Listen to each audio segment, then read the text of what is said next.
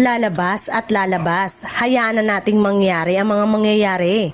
Yan ang naging pahayag ni Daniel Padilla patungkol sa estado ng kanyang love life ngayon.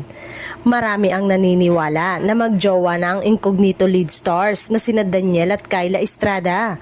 Pero ayaw daw muna nila itong ilantad sa publiko. Ilang beses nang naiispatan ang rumored celebrity couple sa ilang events at ayon sa mga taong nakakakita sa kanila, mukhang may something nang namamagitan between them. Sa season finale episode ng RUG ng TFC, diretsang tinanong ni MJ Felipe si Daniel ng may jowa ka na ba? Tumawa lang ang kapamilya actor sabay sabing kain muna tayo. Hindi sinagot ng diretso ni Daniel ang tanong pero mukhang may bahid nga ng katotohanan ng tungkol sa kanila ni Kyla.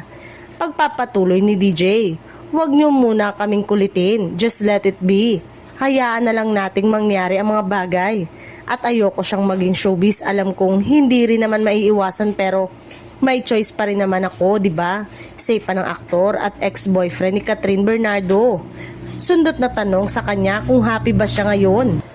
Ayon sa aktor, walang dahilan umano ang hindi siya maging masaya. Galing sila sa isang masayang concert. Nasa Korea siya kasama ang pamilya at mga kaibigan. Celebrating life, getting an award.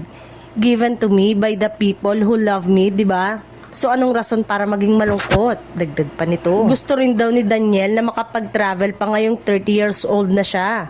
Dati pa naman nagta-travel na kaya mas napagtutuunan niya ng panahon ngayon.